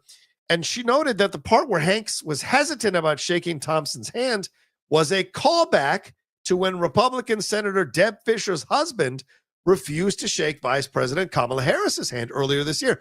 Certainly, if you guys saw that, it was one of the most racist and horribly racist actions by this man. It had nothing to do with a fucking cane or him being old.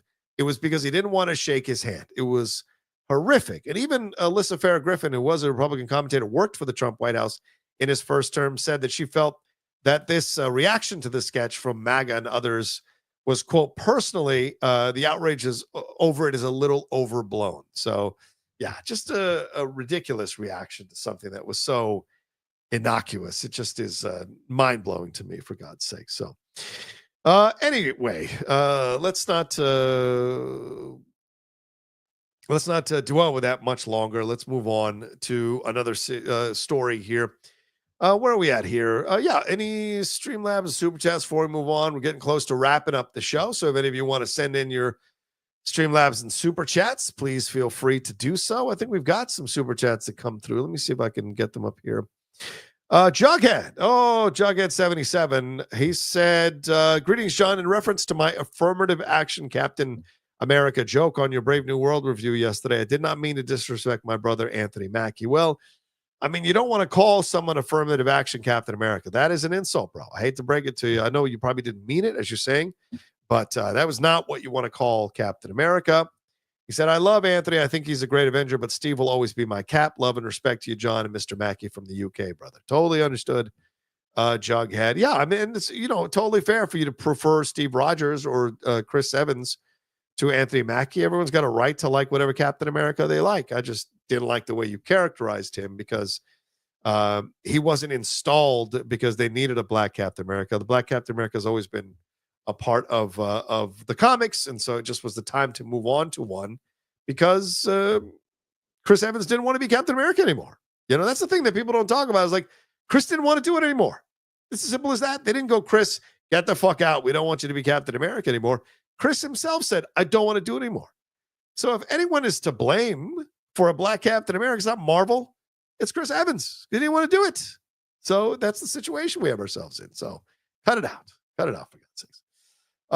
But thank you, Jughead. Appreciate the super chats. Very kind of you. And speaking of Captain America, Brave, let's move on to this here. Captain America, Brave New World. Oh man, that's an out of focus picture. Damn it, I hate when I do that. Let me take that down because that is not fun to look at when you're doing these kinds of shows. Out of focus picture. But I was reading about Marvel talking about Captain America, Brave New World, and reacting to the how can I say this? Reacting to the responses to Captain America: Brave New World in terms of the audience and the score, and I thought that was a really interesting situation to read about. That they're not actually worried about it. I was very surprised by this. Let me see if I can bring this article up and read it to you all because I know it's here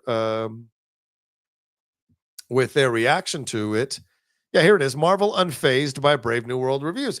Yeah, we know that that Marvel is set to open that Brave New World set to open estimate $100 million domestically over the 4-day President's Weekend, along with a further 92.4 million overseas. It's gotten some mediocre reviews for sure. It's at 50%, and 5.5 out of 10 is the average rating from critics. Well, on Metacritic, it's just at 54 out of 100. 54 out of 100 with critics. Most notably, the film received the MCU's lowest cinema score to date with a B-, which is so ridiculous considering the Eternals and numerous other films are much lower, like Marvel's. Come on. But Variety reports now that sources close to the film are dismissing the negativity, saying they, quote, believe that that cinema score isn't the best measure of moviegoer reception anymore, and that the exit poll sample size is just too small. I have never heard Marvel say that before. I don't know if they're trying out a new narrative. I don't know if they have new evidence to support their feelings about this and if it's true, but that's a fascinating approach. The source cites the Rotten Tomatoes, quote, verified audience score of 80% as a better indicator. It's an interesting argument, as several years ago, the Rotten Tomatoes audience score became a serious point of contention when Captain Marvel was subject to enough review bombing it caused the site to change its practices in terms of audience review scores. The trade, the Variety, also points to exit poll tracker PostTrack, which I'd never heard of until I started reading about stuff with Captain America: Brave New World, the box office responses. PostTrack reported that parents and kids gave the new Cap film 4 out of 5 stars, though the same service's general audience scores being at just 3 out of 5 stars. The Metacritic audience score, meanwhile, sits at 6.7 out of 10, and IMDb has the film at 6.1 out of 10. With 35,000 reviews counted. But of course, we're all looking forward to the second weekend box office and whether the film will follow the likes of other recent Marvel films, which has seen drops as sharp as 67 to 78% in their sophomore weekends. We will see. A lot of people I've heard didn't go see it because of Valentine's Day, but I know a lot of people have gone back to see it more than once. So very interesting when you look at that situation overall. But yes, the scores here, the numbers here, I think are really important. The numbers here show that this is a film that is divisive amongst critics, but amongst the fans that are not critics, it's actually scoring well. Now, does that mean it's going to break box office records or stay alive or have legs for a few weeks? I don't know. There's not much counter programming to Captain America that's coming over the next few weeks. So, will it be able to maintain its status? Will it be able to maintain its position on the charts and where it's at? Only time will tell. Will it stay? Will it keep making money? Only time will tell. But I do find it to be fascinating that this is where we're at with Captain America: Brave New World. That they're using the post track, they're using all these other numbers, and this could be all just a narrative by Marvel to try to kind of say like, oh no, look at all this other stuff we're doing well in. Don't pay attention to this. Pay attention to this. It's very possible that that's the situation there. So I think Deadline said it needs to break like $425 million in order to break even. So we will see if that's a number that they can reach over the next few weeks. I told Jeff last week that it was about 500 million is where I felt it would tap out. If it gets to 7 or 8, I would count that as a win if I was Marvel, and move on from it confidently. That you can create something else down the road, that you've got Thunderbolts and Fantastic Four coming along with Daredevil. So we will see.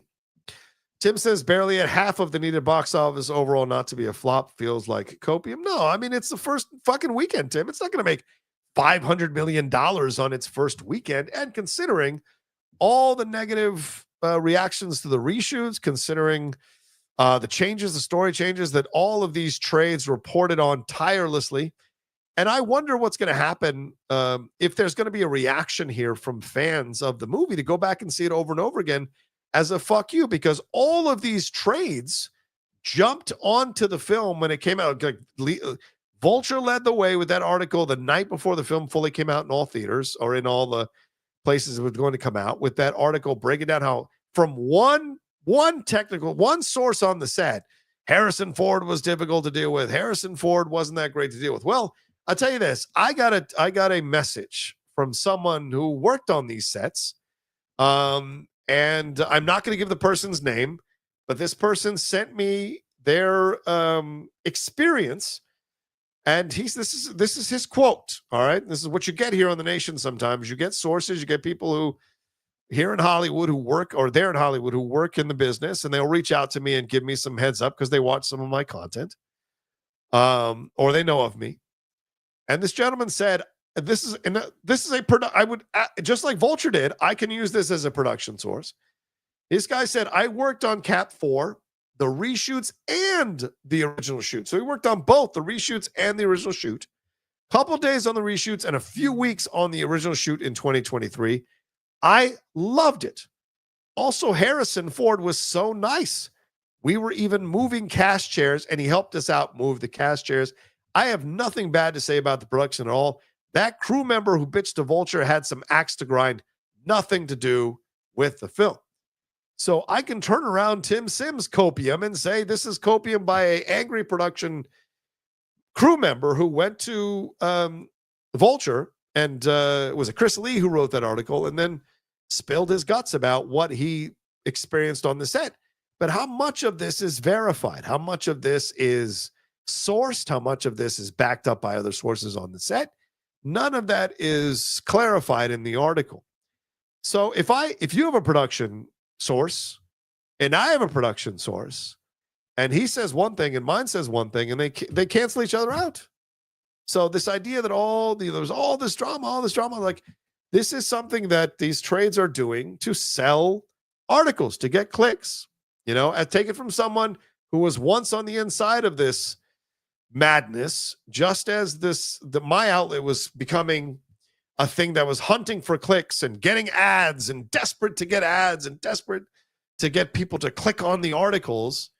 A lot of these trades, a lot of these websites live off people clicking on their articles, so they have to make their headlines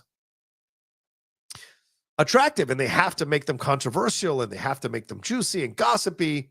So that article from Vulture coming out right before the weekend, I think it had some good information in it, but it is led by this idea that Harrison Ford was terrible to work with, and that kind of thing. So you have to endure that, I imagine, as an actor, unfortunately, that people concoct these stories, or sources that are not sourced get to say these negative things about you, and you really have no recourse because most of these writers, or almost all these writers, are not going to give up their sources for this kind of stuff. So yeah, it's a shame to see that overall, but I mean, we'll see. I have a feeling that the film will have good legs in the second weekend. The third or fourth weekend is where we're going to see some some concerns coming down the road for the legs that the film might have, but we'll see. I wouldn't mind going to see it again in IMAX to see if it's any good. We'll see. And we'll see. And we'll see if it does well, because a lot of people are thinking that it might not do well for that. Now, let's see. Is there anything else I wanted to discuss? No,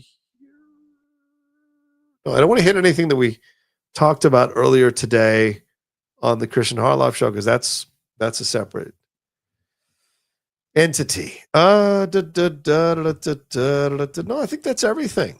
Yeah, I mean, there's the Doctor Who thing, but not a lot of guys are into Doctor Who. I don't think there's let me see if there's anything new from the trades. And if there's not, we might begin the process of wrapping things up. Oh, ASAP Rocky found not guilty of firing handgun at former friend and avoids years in prison.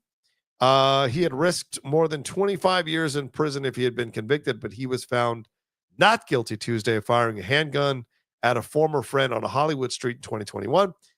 He told the jurors, "Thank y'all for saving my life." As he left as they left the Los Angeles courtroom, they cleared him of 2 felony counts of assault with a semi-automatic firearm. The 36-year-old hip-hop star, fashion mogul, and burgeoning actor risked more than 25 years in prison if he had been convicted. On the eve of the trial, he turned down the prosecution offer of just 6 months in jail, along with probation and other conditions, if he would have pled guilty to 1 count in court, but he insisted on his innocence. And with 2 young toddler sons at home, along with his longtime partner, Rihanna, the 36-year-old Rocky decided to gamble that a jury would feel the same, and it paid off. The jurors felt at least that there was reasonable doubt of his guilt. Apparently, when the verdict was read, Rihanna cried and hugged the defense lawyers, and she had attended the trial sporadically, and she had brought the 2 sons for some of the closing arguments. So there you go. ASAP Rocky, not guilty, walks out a free man from that courtroom overall. So there you go. That's the big news that I see here. Is there anything more that I want to make sure we touch on? No, I think that's it here. Let's see if Variety has anything new before we shut things down. Thank you guys for putting up with me looking through this stuff, because I don't want to miss anything. Oh yeah, by the way, SNL 50 had some pretty great ratings. So all these people who are, say, oh, SNL's dead. Well, SNL's not dead. So it's doing just fine. Let's see. Steven Spielberg's new film. Universal is shifting around the release dates for 2 major 2026 films. One from Steven Spielberg and one from the Daniels. Spielberg's next film will open on June 12th instead of May 15th now. We were just talking about that film earlier today on the Harloff show. So it's moving up. It's taking the place of the Daniels untitled movie, which is taken off the calendar for now. So that has been removed. The Daniels film has been removed. And Universal didn't offer a reason for the shift. So the film from the Daniels, as the Oscar winners appeared to be in a nascent stage without a script, title, or cast even being announced. The studio is expected to imminently announce a new date for that movie down the road. So this is interesting. It's moving up there into the May 15th now.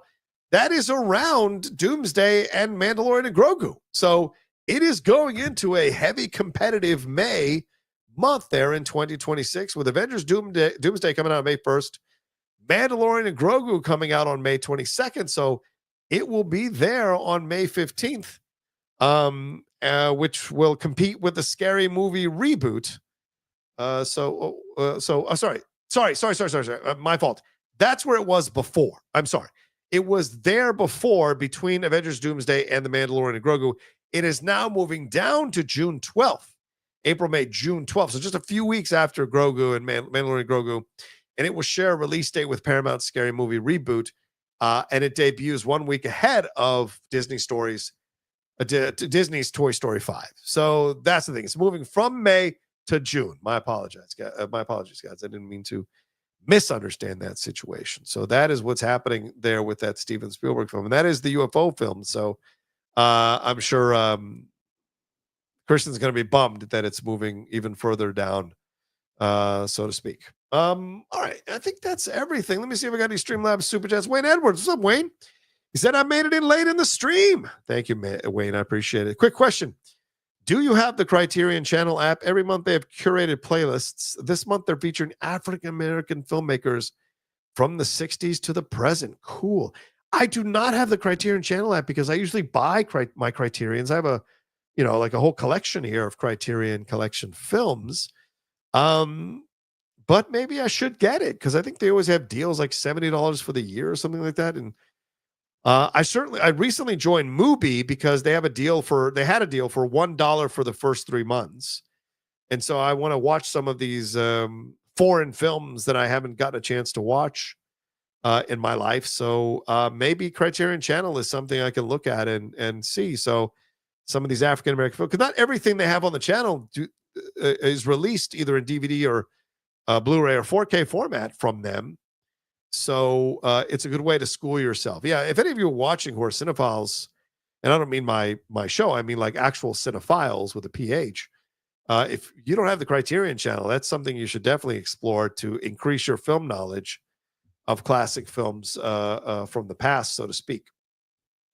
So let's so that's I think that's everything. So thank you for that suggestion there, Wayne. Appreciate that, brother. You're very kind. Let's see, any Streamlabs. So yeah, Doug Developer is up in here. Thank you, Doug. He said, in today's political climate, this LBJ quote is relevant. Sorry, I'm a little parched, so. All right. He says, in today's political climate, this LBJ quote is relevant. If you can convince the lowest white man he's better than the best colored man, he won't notice you're picking his pocket. He'll give him somebody to look down on, and he'll empty his pockets for you. Furthermore, regarding the quote, I don't think it's the economy, stupid, will be in the foreground in future elections for quite a while. It's never going to be about the price of eggs or gas going forward. I don't know. You never know, man. And I think that's a great quote. I saw that quote myself on social media recently, and it certainly feels that way because a lot of people are being disillusioned by what's going on in our government right now with what Elon Musk and Trump are doing. Them getting access to people's personal taxpayer information is really unsettling and scary. What is the purpose of all of that if it isn't to find a way to scheme money out of the hardworking American people? It is really nerve-wracking. The Social Security thing has already been debunked, even though Trump was on TV today saying, oh, we're finding people who are 200 years old. Yeah, but there's no money going to them. That's a fabricated lie. Just like the fucking condoms being sent to wherever they're, Mozambique or where they're being sent, that was never true. And so there's a lot of lies that they're telling, a lot of false information that they're telling, a lot of purposely twisted information. And I don't mean twisted in terms of messed up. I mean twisted like they've taken the facts and massaged and moved them around to fit a false narrative, but it has an element of truth to it, but not the full truth to it. That's the crafty way that they're doing things, and so I don't know. It's just a shame. And we had another plane accident today or yesterday with that plane flipping over there, which was horrific to see. And then he fired a bunch of FAA people weeks after the accident. From what I understand, he hasn't said anything about what's going on in certain areas of the country, the weather issues and the people who are dying because of the weather issues going on. He's just focused on making that money, man. And he's focused on being there and doing his thing and letting Musk have control. Now he's like, oh, Musk's not a part of Doge at all. So it's all bait and switch. And I hope we wake up as a people once and for all about this situation and just push back on all of it and make our voices heard through our congressmen and congresswomen and our senators to let them know, man, we don't support this stuff and they've got to stop this stuff. And the courts need to step in. Like, it broke my heart that Tanya Chutkan today at DC did not stop Musk from getting his hands on people's personal information, even after 14 attorney generals from 14 different states came in to try to stop him with the court case. So, yeah, I don't know where we're going.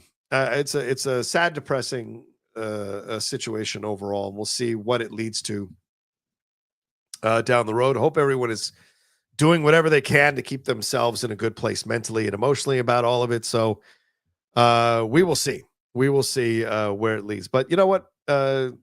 We have to end on a positive note. So let's let all that go. Let's take a deep breath. Let's focus on moving forward. Let's focus on what we need to do in our lives here and take it one step at a time. And remember what I say to all of you as I do these live shows. Whatever you need to do to get through the next second, next minute, next day. Oh, wait, no. Whatever you need to do to get through the next second, next minute, next hour, next day, next week, next month, next year. I want you to do that. Times are tough right now. I mean, there's some really scary shit going on. So you need to develop your tools now more than ever about how to keep yourself level, how to keep yourself calm, how to keep yourself in the right frame of mind so you can be clear-headed to react to things that go on or that happen or that surprise you from this administration, from the people who support this administration, from anything that's going on in our worlds overall. There's stuff just all over the place. But there is a lot of beauty as well. There is a lot of positivity as well. There are people who want to help. There are people who want to help other Americans. There are people who want to be there for each other. And focus on that energy. Focus on that. Well, what did Mr. Rogers say, right? Like, was telling that story about with his mom and seeing an accident and feeling so bad for the people who were fleeing. His mom told him to look at the people who are running towards the accident to help. Like, that lets you know who and what human beings are. There are always people who want to help.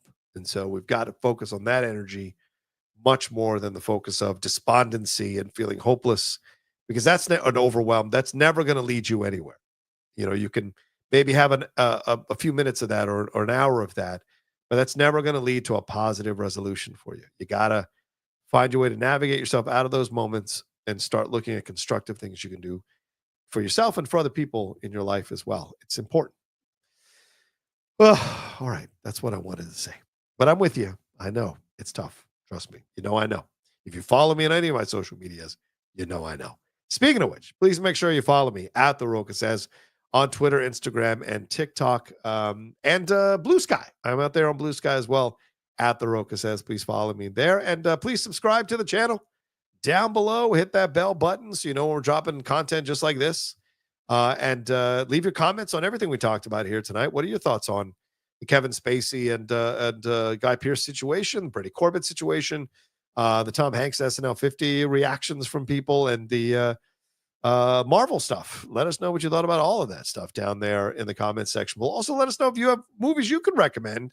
Maybe Wiley wants to peruse the comment section to see what small British films that are from the 90s or early 2000s that might be fun for people to explore and look at. Maybe I missed a few. Let me know down in the comment section below. And just let me know your thoughts on anything you want to talk about in the comment section below. I'm always willing to respond to people as long as they come at me with the right attitude, the right presentation.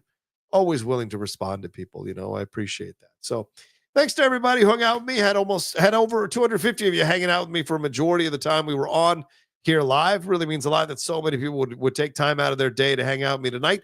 I will be doing more of these consistently, so I may be back tomorrow at 5 o'clock with another live show, depending on how the news stories break tomorrow. We will see. And we're going to be adjusting the time on the hot mic, just to let you guys know, because Jeff is on the East Coast. So we will have to have the conversation with Jeff. We'll have to have a conversation with Jeff about what time works for him on Thursday, and I'll let you guys know about that as well. So that's the situation there. And of course, for those of you who missed us last night on the Geek Buddies, we did our spoiler review of Captain America: Brave New World. Please make sure to watch that as well and see what you think about our thoughts on the movie, and let us know your thoughts on the movie in the comment section there. And the Cinephiles, we are in the middle of our Oscar series where Steve Morris and I take a half hour to talk about every single nominee that has been nominated for Best Picture. We just put up The Brutalist today. We had Anora yesterday, Wicked before that, Conclave before that. And then we've got Emilia Perez tomorrow. We'll be doing I'm Still Here very soon, Doom Part 2. So there'll be quite a few. We're going to get to all of them before we do our presentation of the Oscar Awards. So you go like, what does that mean? Well, on March 1st, on the Cinephiles YouTube channel, we will be doing a live show where we give out our first annual Cinephiles Awards. So we've basically used the nominees, and the categories from the Oscars, but the Cinephiles fans get to vote, and they will be the ones who decide who wins what awards on our award show. And you can join the Cinephiles Patreon for free, or if there's a tier that works for you that you want to contribute to the show, you can join free or the tier, and your vote counts the same. So if you want to join the Cinephiles Patreon, you can join for free and still vote on the entire award show. All votes are equal. But if you join and you want to subscribe to a tier so you can get some benefits from that tier, you can do that as well and get to vote in the Oscars as well. So that's at the Cinephiles Patreon, patreon.com/cinephiles. So take a look at that and see if that's for you. All right. Thanks, everybody. You guys are the best. Thanks to all you all who are hanging out all night. I love you madly and respect you madly. And we'll talk to you next time with another brand new episode of The Nation. And enjoy the new intro. I changed the music a little bit. See what you think. Let me know. And I'll talk to you next time with another brand new episode. Peace, love. Take care of yourselves. Bye.